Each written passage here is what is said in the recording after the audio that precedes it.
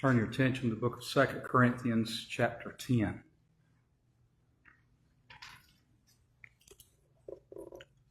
I'm going to make some introductory points in 2 Corinthians 10 and then just attempt to kind of move to some other places. The original thought was to take into consideration that this is recognized as Father's Day here in America. We have not been much of a holiday preacher as far as those things go, because we want to take into account that for reasons sometimes beyond our control, some of us are not fathers and some of us are not mothers. A lot of people want to be but can't. A lot of people don't want to be and aren't. A lot of people have been. Everybody here who is a child is at some point had a mother or a father. Or perhaps you had a mother or a father that was indifferent, not very involved. An original thought, or a thought that originally came to me concerning this subject was that how do you have either a young boy or a young girl, fill in the blank here, but concerning this Father's Day, how do you have a young boy who grew up without a father, who was raised by a woman who can't be a father, teach the next generation who's never seen a father what a real father is like? And the same goes for mothers. How do you take a young girl who's never really had a mother, who was raised by a man who can't be a mother, and tell her to teach the next generation who's never seen a mother what a real mother is supposed to be like?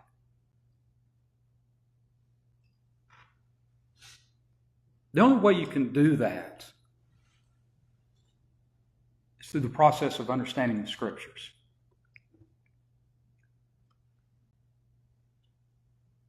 Because regardless of what person you use in life to then connect to and move forward from, I guarantee you that person will not be a perfect role model. They may be the best that you have at the time, but even the best you have at the time may not be the best that there is. So, when the air conditioning went out a couple weeks ago at our meeting, we did the best we could do with what we had, and it worked okay. But then there are times that we've showed up here and the air conditioning was completely out. And we put up box fans, and maybe we open up the windows, and we did the best we can with what we had, but the best we had wasn't the best. So when it comes to the example of human beings, I remember there was a neighbor down the street from me that I reconnected with after Facebook came out and got to know him a little bit about his life. And he says, well, everything I know about being a husband, I owe to our next door neighbor. And I thought, really? Our next door neighbor ran off on his wife with the lady across the street. And that's your best example? No wonder your life's a wreck. But I didn't say that to him. I'm just sitting here listening.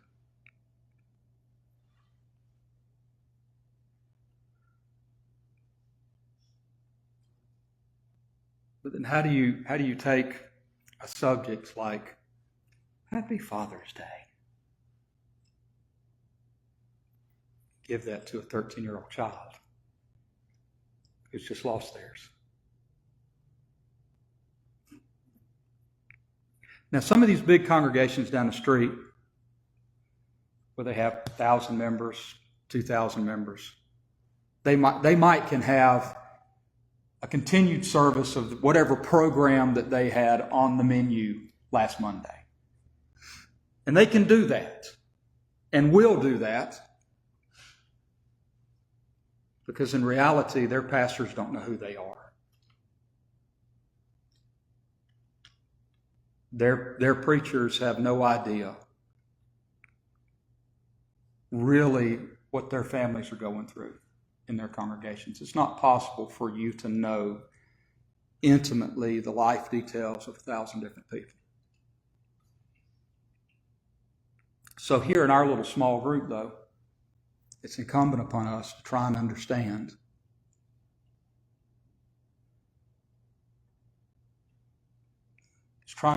the people that are among us. In the book of 2 Corinthians, Paul spends much of this epistle in an attempt sort of to prove himself again to the church at Corinth. An example of that, as we're sitting here thinking about it,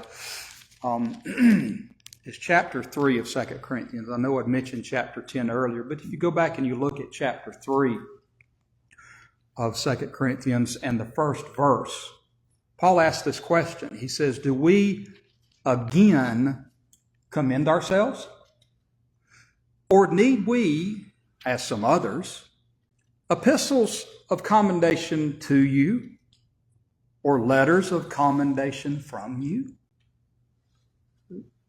What he's saying is that Judaizers or Pharisees or Sadducees in that day that were trying to bring down Paul's ministry to the church at Corinth, he's asking the question again, hey, have I got to prove myself again?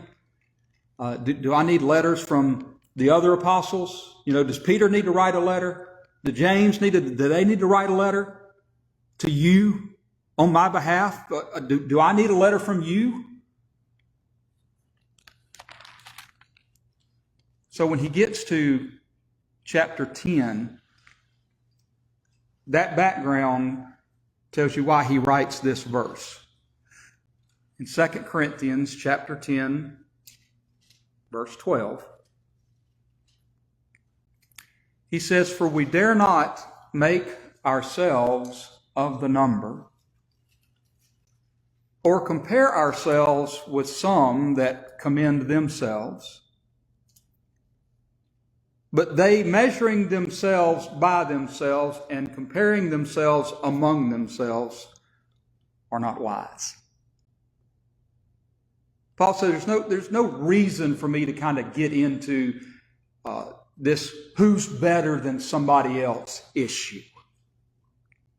Because when you look at those that are around us who are constantly comparing themselves amongst themselves and measuring themselves by themselves, he says, first and foremost, they are not wise. It's not a smart thing to do that. You always find somebody worse than you are. And if you look hard enough, you'll find somebody that's better than you are as well. But we don't want to do that. A lot of folk don't do that. They do the other part. Paul concludes this chapter by saying in verse 17, he that glorieth, let him glory in the Lord. For not he that commendeth himself is approved, but whom the Lord commendeth. Ultimately, it's really not about who likes you on earth. It's not about who you please on this earth. The validity of a ministry like Paul's was not confirmed by the churches he pastored or the people he baptized. The validity and authority of his ministry was confirmed by God. And to him, that's all that mattered.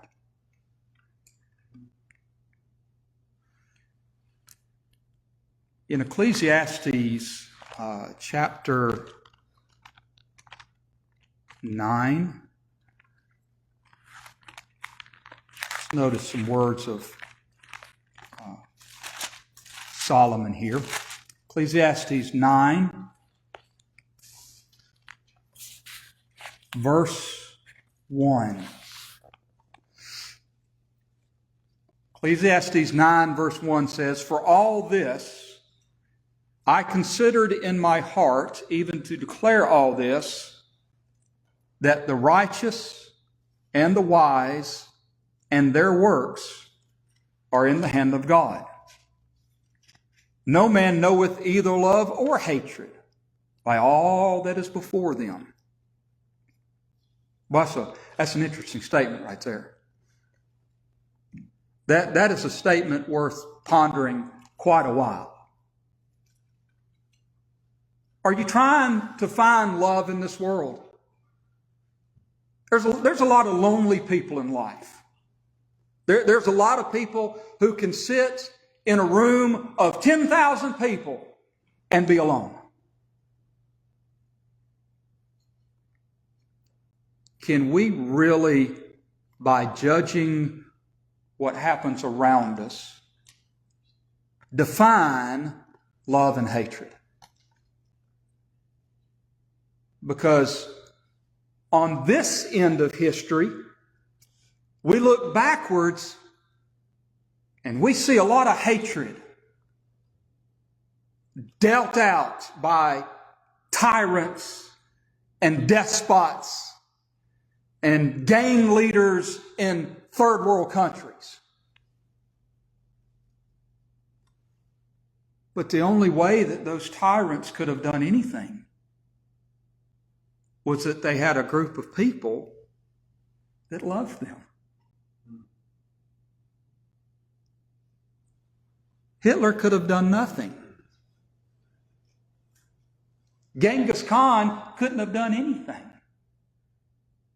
Alexander would have been Alexander the Mediocre if he didn't have people who loved what he was doing.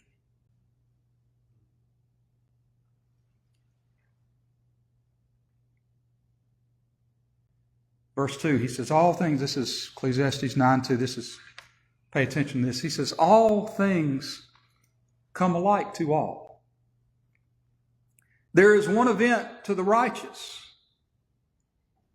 and to the wicked, to the good and to the clean and to the unclean, to him that sacrificeth and to him that sacrificeth not.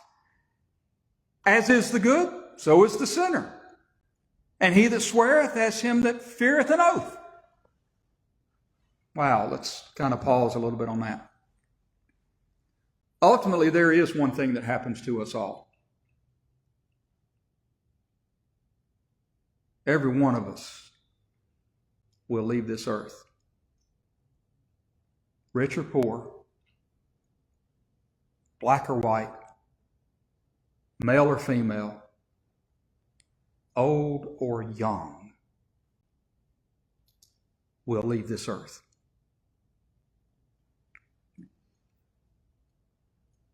But you also can't judge the favor of God based on the events of time as well. So Abraham was a rich man. Well, so was Nabal the fool. Joseph was in a place of great authority in the land of Egypt. So was Haman.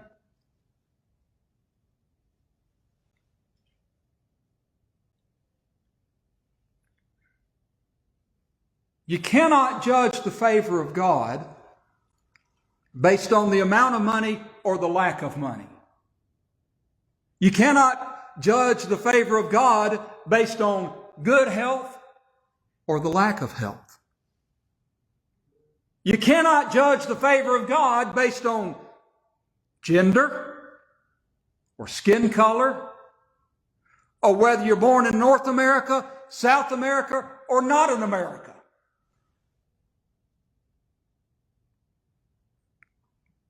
The problem that Paul is addressing here in 2 Corinthians, the problem that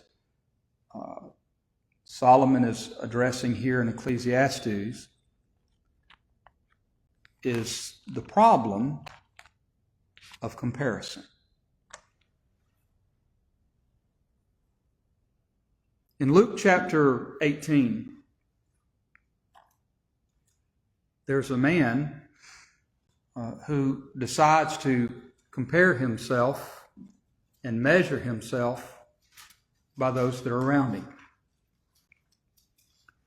In Luke 18, y'all know this. We've read this before. You've heard preachers preach on this. In Luke 18, verse 11, it says, or verse 10, 2 men went up into the temple to pray. The one a Pharisee, the other a publican. The Pharisee stood and prayed thus with himself. That is a terrifying thought. That the only person that is hearing him pray is he himself. I don't know that there is a more dreadful situation for a child of God. Now, I'm not saying that this Pharisee was a child of God. I'm saying in your life and in my life and in the people around us, I don't know that there's any more dreadful situation for us to be in than the only person that hears us pray is us ourselves. But what did he say? Thank thee, Lord. I am not as other men. I'm not as the extortioners. I'm not as the unjust. I'm not as the adulterers. And praise God, I'm not even like this publican.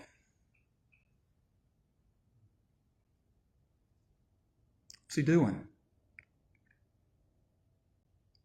Comparing himself among other people.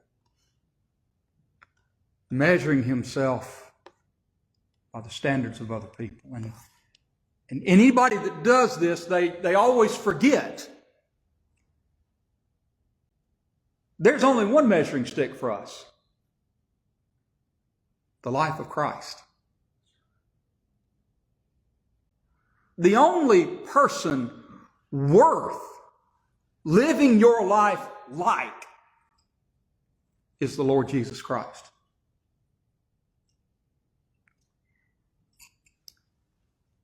There's something that occurs in this verse that when you just really kind of examine it, shows us that there are two absolute impossibilities, or there is an absolute impossibility that's laid out in this verse. And that is that it is impossible to look up to Jesus and at the same time look down on your neighbor.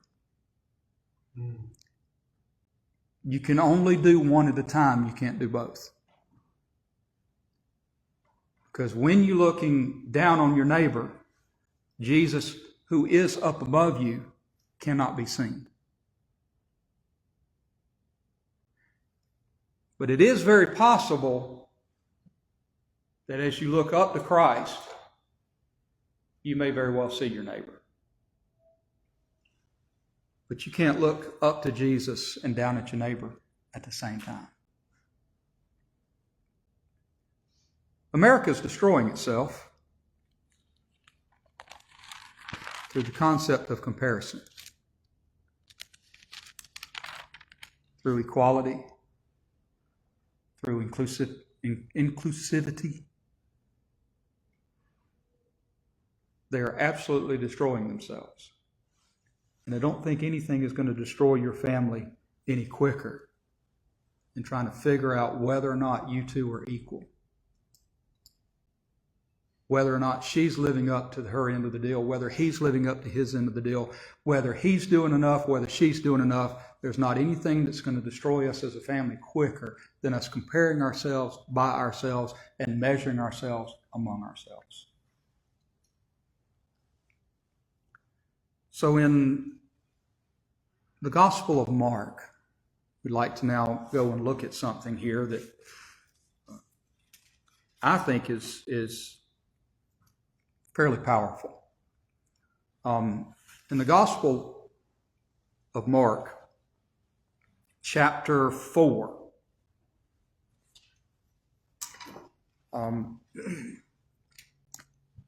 Jesus has begun to speak to his disciples in parables.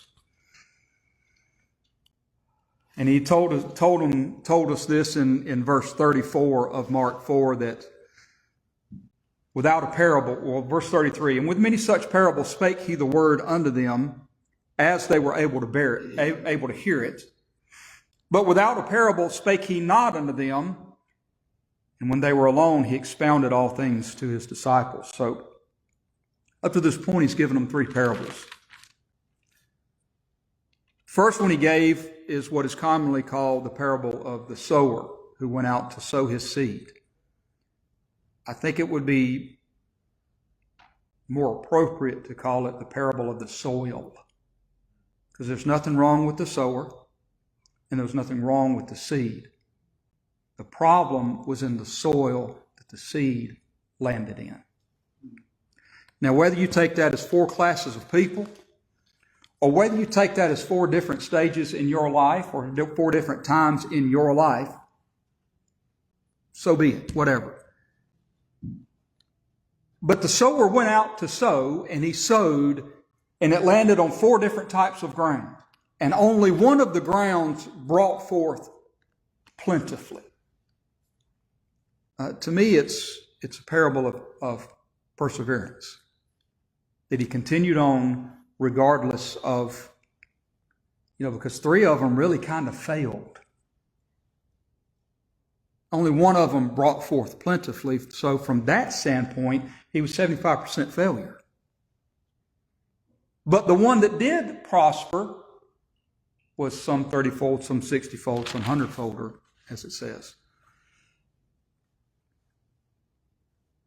The next parable that he gives to them is in verse 26.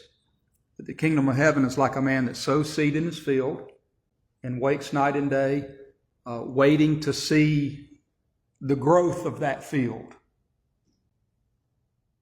Well, anybody who's done any amount of planting, I don't care what it is, I don't care if it's planting food or planting a flower, the one thing that you've got to have is patience.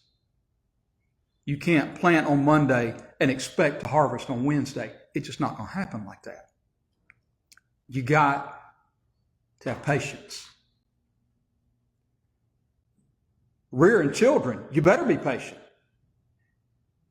They don't often learn it overnight, or over a month, or over a year. You got to be patient.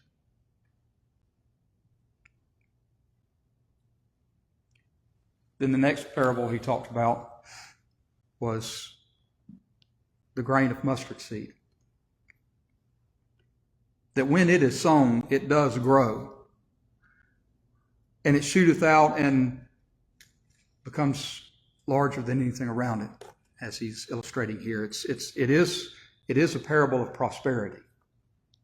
But within these 3 parables, you see perseverance, you see patience, and finally some prosperity. All of us want to be prosperous, do we not? But how many of us want to be patient? All of us want to be patient, but we don't want to persevere. We don't have to do it for very long. All these 3 things are important. Now, specifically speaking to the disciples, they can make this application to them as apostles, to them as disciples, and to them as ministers. But I'm speaking to mothers, I'm speaking to fathers, I'm speaking to grandparents. This has an application wherever you are. Well, what are we going to do to understand this point? First thing we're going to do is go out into the river, out into the sea, and drown. You think, what now? Hold on, wait a minute. That's not exactly. But the first thing that Jesus does is he tells his disciples, let's get into a boat and let's pass over to the other side of this sea. There's a difference between something being what we believe in theory and what we believe in reality. Everything that Jesus just talked to them in these parables, you're fixing to see great, powerful demonstrations of this. As a matter of fact, starting here in Matthew 4 for the next chapter or so, there's going to be 4 demonstrations of the great power of Jesus Christ. These events, I don't know if they took place in the span of 24 hours. I don't know if they took place in the span of 24 days or 24 weeks. I mean, you might can read through there and see preacher, here it is, here it is, here it is. It doesn't matter to me. The point is, they're each lessons. The lessons are important. And the important lesson is, Jesus has the power that nobody else has.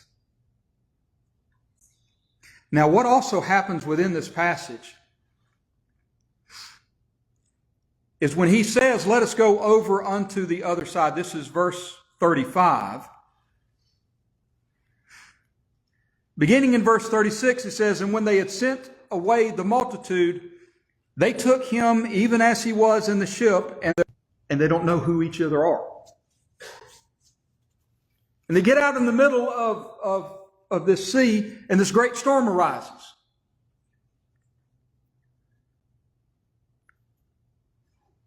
What does everybody know here? Well, when you read especially the Gospel of Luke on this account, it tells you that as they got out and as this storm arose, they were at somebody and mock somebody who is afraid of something I'm not afraid of. Did you catch that? Listen very carefully. It's a foolish thing to make fun of somebody or belittle somebody who is afraid of something you're not afraid of. You don't know where they've been. You don't know why they are afraid of what they are afraid of. Your fear is not my fear. Is that not the right verse? I don't know what it is. Your fear is not my fear, correct? My fears are not always your fears.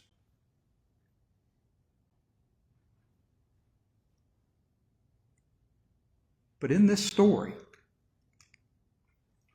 all of these boats and all of these men are in their separate little vessels. They are all in the same trouble. Did you catch it? You ever heard somebody use the phrase, well, we're all in the same boat? No, we're not. We're not all in the same boat. Politicians and actors and actresses and sportsmen saying, hey, we're all in this together. No, heck, we ain't. When LeBron James buys a house in California worth $35 million with 7 bedrooms and 8 bathrooms, it's a 13,000 square foot house with probably a movie theater in it. I've seen $1,000 to pay their bills for that month. We ain't in the same boat. In the church, we ain't all in the same boat. But I guarantee you, we're all in the same troubles. We're all in the same troubles. My boat's different from yours. Your boat's different from mine. Now, what good is it going to do around them? Stop and think about what happened to Jonah. Jonah goes down there. Jonah gets in a ship. Jonah goes down to the bottom of it, and he goes to sleep. Great storm arises, and everybody's upstairs on the top of the deck. They're fighting this storm, and they're all calling on their fake gods, and ain't nothing happening. And the only one who is capable of calling on the true and living God is downstairs asleep. Isn't it interesting that oftentimes those who are in some cases most at fault, but in other cases, those who are most capable of calling on the true and living God are the ones most asleep. So I guess in that case, we can look at Jonah and say, yeah, y'all are all in the same ship. You're all in the same boat together.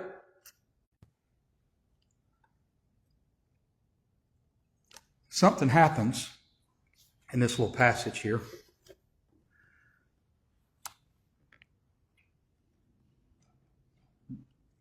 I think something happens here that a lot of us maybe are looking for. They wake up the Lord and they say, Master, carest thou not that we perish? Where was God in the midst of all of this? But two things happen right after this. Jesus said something, and the disciples saw something. Jesus said something and did something, and the disciples heard something and they saw something. It's one thing to come to church on Sunday morning and hear the preacher say something. You've been coming here for quite some time. We don't want to just read the Bible and hear it say something. We want to see God do something. I don't think that that's an unreasonable request. Do you? You want to see God work, right? You want to see God work not only in your life and whatever little bitty boat you're riding in, on the boat. Wow! What a benefit to the rest of us. But, men don't often think about that, do they?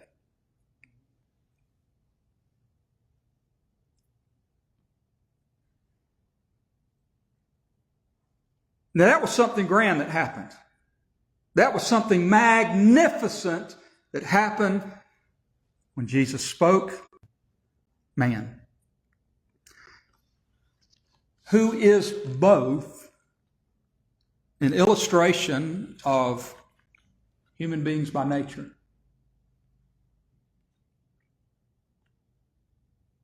but he's also an illustration of a depraved society without Christ. You want to know why? That you're a depraved wretch that needs to be saved by the grace of God when we've told them their whole life, you're just so wonderful and magnificent, and oh, you came in 9th place and got the tar beat out of you. Here's the trophy. It's hard to get a society like that to see their need in Christ, when all you've done all their life is to tell them how wonderful they are. Now, we try and encourage human beings as best we can.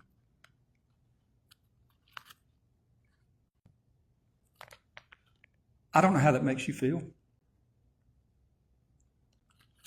but you are here on purpose. Your parents might have said you were a whoopsie accident. God's in control of that.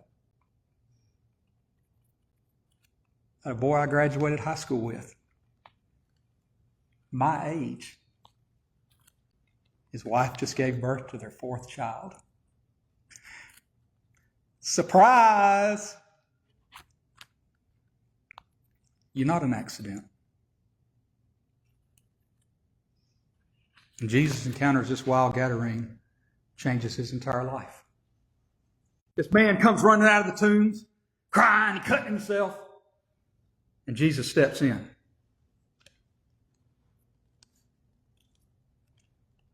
It's pretty fantastic, isn't it? They saw him do something. But I think the thing that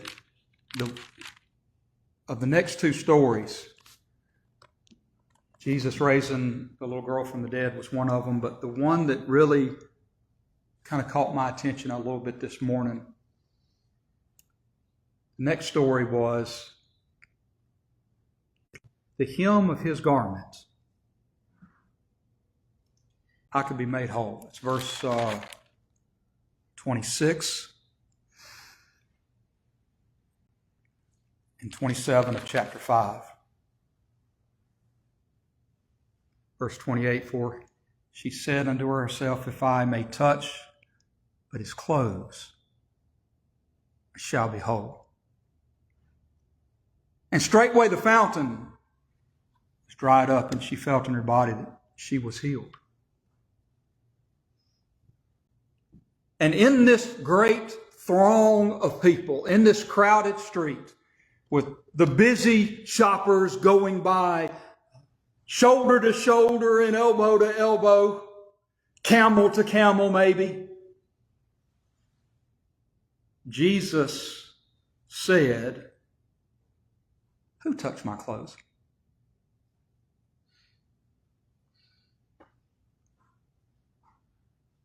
I don't know, dude. Take your guess. You paid attention to the population around here lately? We've all touched you today.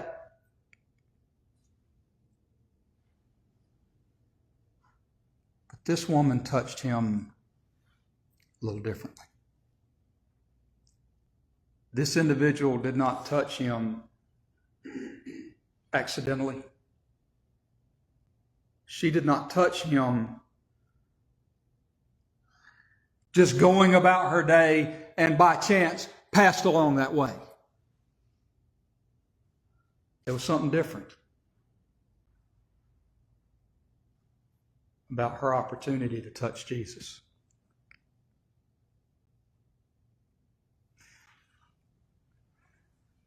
The disciples, when they said in verse 31, thou seest this multitude thronging thee, and sayest thou, who touched me? Now, wait a minute. That's not what he said.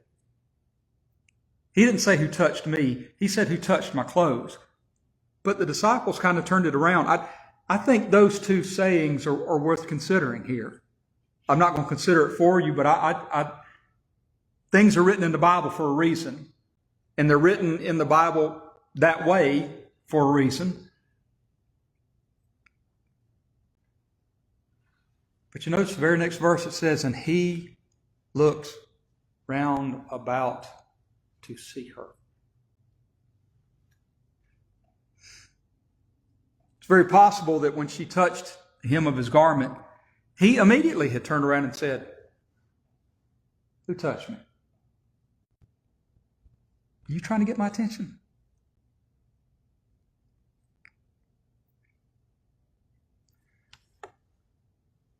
It shows us that Jesus isn't like us.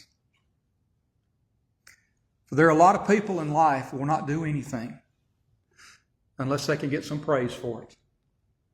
It doesn't matter how big the trouble.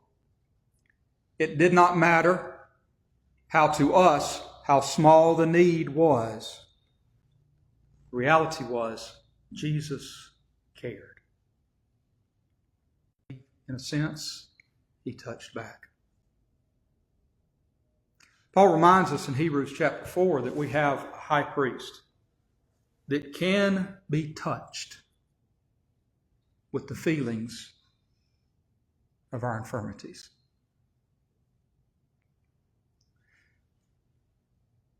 I know that everybody probably at this point realizes that this is the wonderful month of June, where multitudes around us stand up and wave. Y'all don't know anything about that, do you? Y'all don't know that this is men's mental health, depression, anxiety, suicide month, do you? Kind of get the feeling nobody cares. Not necessarily about y'all, but just as a man, we get the feeling sometimes society doesn't care. Yeah. Because I guarantee you, and this was going to be part of something, but we may direct this a little bit later. Rick and Bubba, the radio station here in town, wrote a book a number of years ago called The Rick and Bubba Code, where they addressed a whole different lot of things. And one of the things that they addressed was the situation between men and women, husbands and wives, and things like this. And in their book, they said, I guess when you go on Father's Day, you hear how the country's going to hell because you ain't good enough. The mothers are praised no matter what they do. The fathers are exhorted and condemned no matter what they do. This is true. Sometimes you get the feeling nobody cares. I don't understand ADD. I don't understand ADHD. I don't understand other people's anxieties. I don't understand things like that. Tick or not tick. And so, in not understanding what they are, it's hard to sympathize with what they do.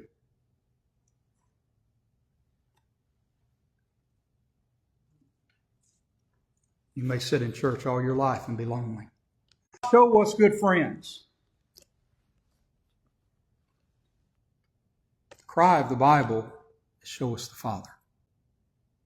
You remember Philip came to Jesus in, that's John 14, 13. Let me turn over there and read that to you. John 8, 9, 10. Lord, show us the Father, and it sufficeth us. Jesus saith unto them, Have I been so long with you, and yet hast thou not known me, Philip?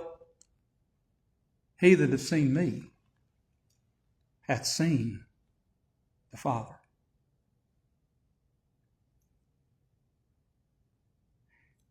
He's seen the Father. Care and compassion should not know any attention. Care and compassion should just be there because care and compassion needs to be there.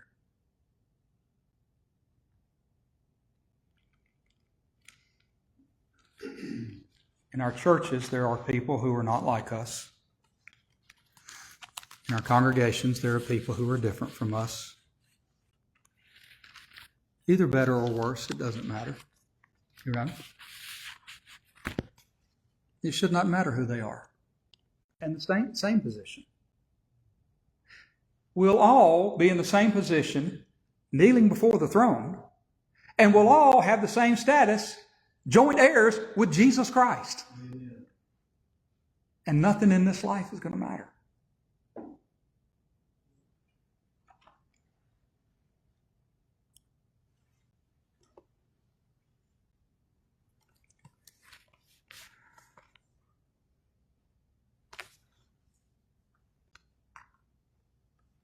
I regret so much sometimes that I haven't been a kinder person to those around me. I haven't been a better father of my life.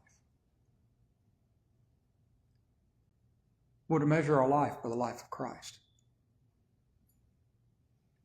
That he was an individual who went about doing good,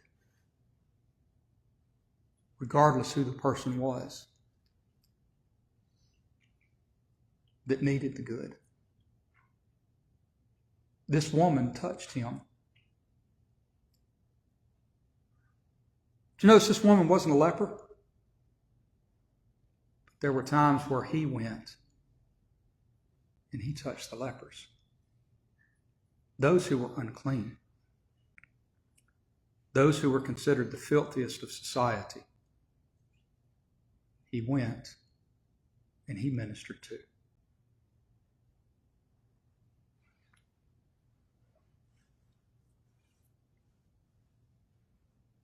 You know, when time's out, time's up. I thank you for your good attention.